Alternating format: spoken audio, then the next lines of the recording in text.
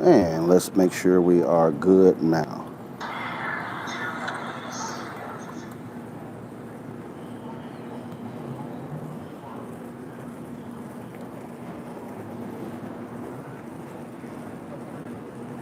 Okay. All right, so all the folks who are watching this live stream, let me know. Can you hear me? Can you hear me? I'm using a lavalier microphone. I don't want to use the other microphone, so I want y'all to type. Can y'all hear me? Okay, y'all can hear me. Perfect. Okay. All right, I'm gonna post this on Facebook that I'm live right now.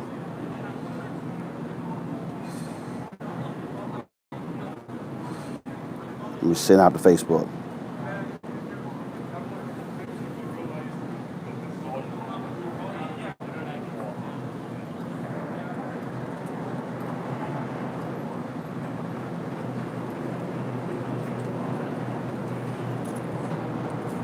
Okay, here. Okay. All right, y'all coming on right now. All right. Okay, I'm gonna go back. I'm gonna go back to Instagram. I'm gonna let them know we're on right now. And trust me, y'all want to see this. Trust me. Okay.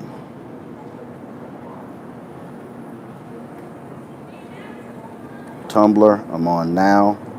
Okay, all right, I already posted the message. Okay, so y'all, here's the deal. I am in the Detroit airport as we speak. I'm in the Detroit airport as we speak. I was here for an event. I'm flying back to Washington, D.C. My flight is leaving at 3:40, so we're going to start boarding in a bit. But I wanted to go ahead and do this. So here's the deal. It's been a whole bunch of all these haters out here, which the haters crack me up. I love all these haters who want to question what we're doing and challenge what we're doing. And, oh, y'all don't have, your numbers are not this and not that. And so let me go ahead and let me start this thing this way. First and foremost, Charlie Wilson said he's old school and new school. Well, I'm old school and new school. On Wednesday, I'll be 50. I went to Communications High School in Houston, Jack Yates Magnet School of Jack Yates High School, Magnet School of Communications, which means that what I'm doing right now, I've been doing for the last 36 years. I've been doing since I was 14 years old. This is what I'm trained to do. This right here, this is what I do. I don't play games at this. This media is not a hobby for me. This is my life's mission. This is what I was ordained to do. People have come to me and they've come to me to do other stuff. They've come to me, people have come to me to run for office, and they've come to me to do all this sort of stuff along those lines. And I've turned everybody down because that's not what God has designed for me to do. And so I went to Jack Yates High School, Magnet School of Communications. I majored in journalism at Texas A&M University. I had fellowships at the Poynter Institute for Media Studies when I was a college student. I've run I worked at Daily Newspaper, Austin American Statesman, Fort Worth Star Telegram. I've news director, KKDA Radio, radio reporter, KRLD in Dallas. I've run the Dallas Weekly, the Houston Defender, the Chicago Defender. I've worked with the Dallas Examiner. I was a national news editor for Savoy Magazine. I was the founding editor of BlackAmericaWeb.com. I've written for websites, Inside.com. I've done stuff. I built websites. I launched the first Black News audio podcast in 2005. I also launched the first Black News video podcast in 2006. So all the people who are new to podcasting, it ain't new to me, okay? So let me walk you through. So here's the reason I'm saying all of that so y'all can understand. I got somebody on here, your point is. Well, if you listen, then you will understand what my point is. I went to, when I was at the university, I was a fellow for the first multimedia training fellowship at Columbia University. This is way back in like 2000, y'all. Way ahead of the game. Oh, like this fool Tariq got me shook. That's hilarious. First of all, these people are irrelevant. But I'm trying to teach y'all this because, see, y'all keep falling for these people who that's not what they do. So I'm trying to teach you that you can understand what's going on here. So here's the piece. When we launched the live streaming deal, a bunch of people out here, this is their hobby. This is what they play to. We don't play to this. So we launched the live streaming deal. So what we did is we launched on 3 different platforms. We live stream on Facebook, YouTube, and Periscope. Let me say it again. Facebook, YouTube, and Periscope. Now, we utilize a software that allows for us to live stream to multiple platforms at one time. When we at TV One live stream Dick Gregory's funeral, we streamed his funeral to 10 different platforms at one time. Listen to me. We didn't put it on YouTube. We streamed to 10 different platforms because what you do is you go where your audience is. You don't worry about trying to have somebody come over. So that's first. The second thing that we did was we then said that we're not going to be just on one platform. We want to reach them all different places. So when we started streaming, we had 170,000 subscribers on YouTube. Right now, we have 225,000. That means in 2 months, we've added 55,000 subscribers on our YouTube channel. In 2 months, okay? That's first. I have 1 million followers on Facebook, 265,000 on Instagram, 113,000 on Twitter, and then of course we have the 225,000 on YouTube, 130 plus thousand on Periscope. That means you're talking about nearly 2 million people. See, it's dumb to say, okay, you know what, you're going to build something and okay, y'all come over here. No, you reach people exactly where they are, and then you're able to pull them together. So here's the piece. When we launched Roland Unfiltered in the month of September, we got 8.24 million views across those 3 platforms. We went live at 6 p.m. Eastern, then we restreamed the show. And let me explain why we restreamed the show. And some of you might be saying, well, why can't you just do a live stream and then post a video? Because here's what we discovered. When we finished at 7 p.m., we then restreamed the next show at 10 p.m. Well, between 7 p.m., the end of one stream, and then 10 p.m., the beginning of another stream, we picked up anywhere from 3 to 5 or 6,000 additional views. Okay, that's not bad. So let's say we had 20,000 views on Facebook. So on Facebook, when we got to 10 p.m., we had about 26,000. Well, what we said is, wait a minute. If we decide to restream the show, here's what ended up happening. We actually picked up an additional 10, 15, 20, 25,000 people at the 10 p.m. live stream. So what that means is that we actually, by restreaming it at 10 p.m., we got nearly the same number or even fewer number, just a slightly fewer than we did with the original restream. Why is that important? Because people watch video different. They watch live different. If you watch VOD video, here's the problem. It's just you watching it. There's no interactive. Somebody else might be watching it, but when you restream it, other people are watching the video with you. So they are commenting in real time. So therefore, it's more interactive. So what we did was we said we're going to restream at 10 p.m., 2 a.m., 6 a.m., 10 a.m., and then we start the new show the next day. Okay? That's what we did right there. And so, boom, all of a sudden, here's what happened. One day, our encoder got messed up. Our stream key got thrown off. And so the show was messed up. So I said, you know what? Double up the viewing. Here's what we discovered. What we discovered that so we went live at 6, we restreamed at 10 p.m., midnight, 2 a.m., 4 a.m., 6 a.m., 10 a.m., noon, and then 2 p.m. What ended up happening was we saw that our audience, they were still watching. So what happens is if you are in part of the country and you missed the show at 10 p.m., well, guess what? I got people who are watching my show who are getting dressed in the morning. So they watch at 6 a.m. or 8 a.m. Eastern. Think about that. I got people who watch the show at noon.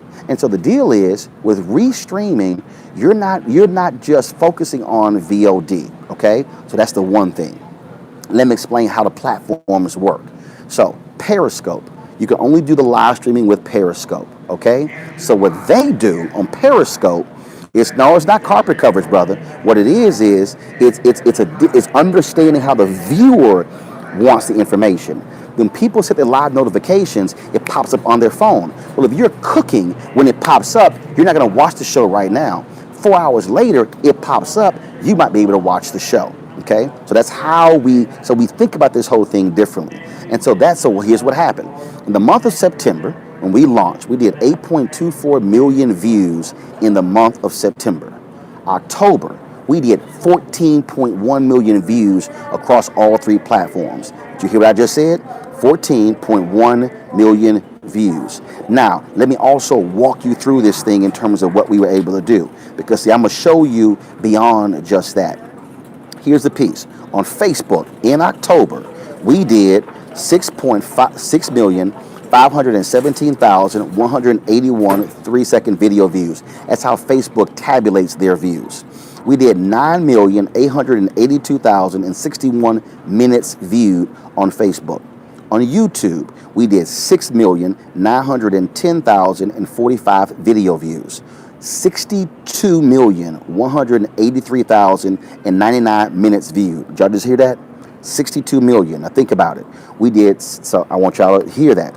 We did 6.5 million views on Facebook, 9.88 million minutes watched. We did 6.9 million video views on YouTube, 62.1 million minutes watched.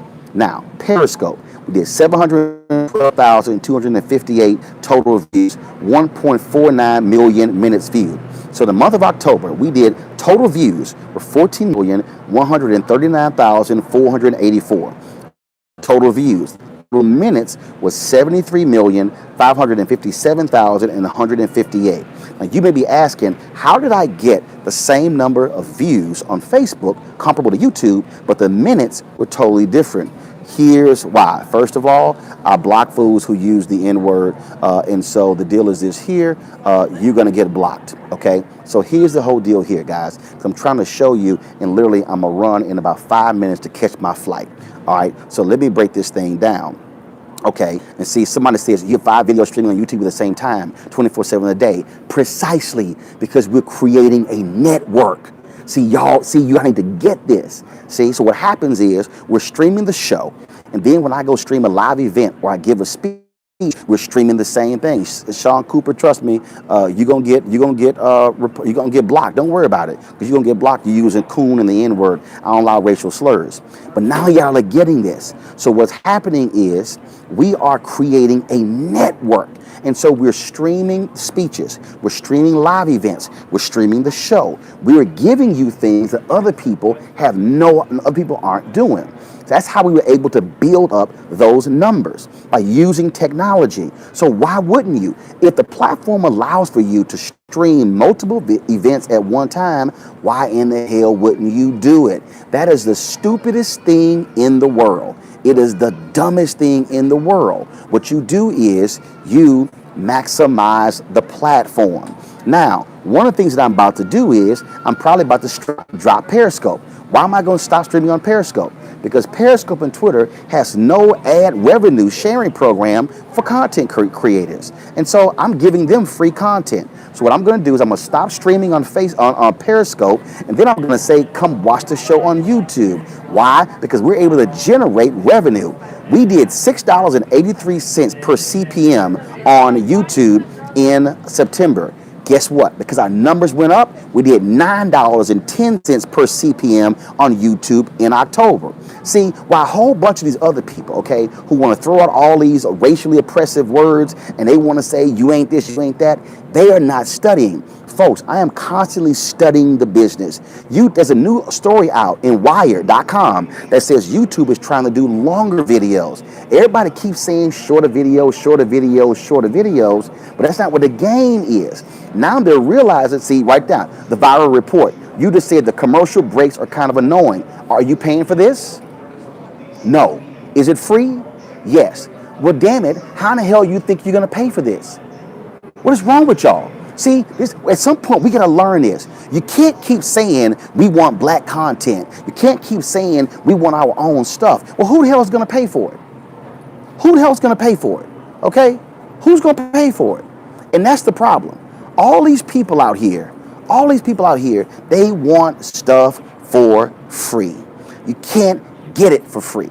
This is an independent medium that allows for us to be able to build a platform. So we got to cut this free crap out, because you know what? You're not getting stuff for free. Okay? Guess what? When you watch a show on ABC, CBS, NBC, you watching a commercial. You know why? Because you watching that show for free. So at some point, we got to stop and got to grow up and realize we got to build our own platforms. And so what we're doing, people, is using the technology to build it properly. Okay, you need a system of true pay-per-click content. Well, that's nuts, because right now, YouTube is free. You see what I'm saying? And so I need us to understand what we're trying to build. And so so all these people who are saying, but yeah, but you had this video on YouTube and there was 50 people watching. Yo, guess what? I already had 20, 30,000 people watching. The other reason my minutes are so high on YouTube is because we put all of our clips on YouTube. We only stream the show live on Facebook and on Periscope. So here's the deal, folks. I just want to give y'all that lesson, that masterclass, because too many of y'all are listening to people who this is a hobby, okay? They don't understand media, okay? I go to conferences. I'm constantly studying. I'm constantly reading about this platform, that camera, how we can use it, how can we stream. There are multiple platforms that we use, different encoders that we use, different ways we actually stream, whether we're using LiveView, whether we're using Skype, and just abroad. If I walk y'all through the equipment that I also roll with, it'll blow you away. But I'm trying to teach y'all to understand what is going on. All these people out here who are running their mouth, this is it here. They're like, oh, you should debate so. I don't debate court jesters.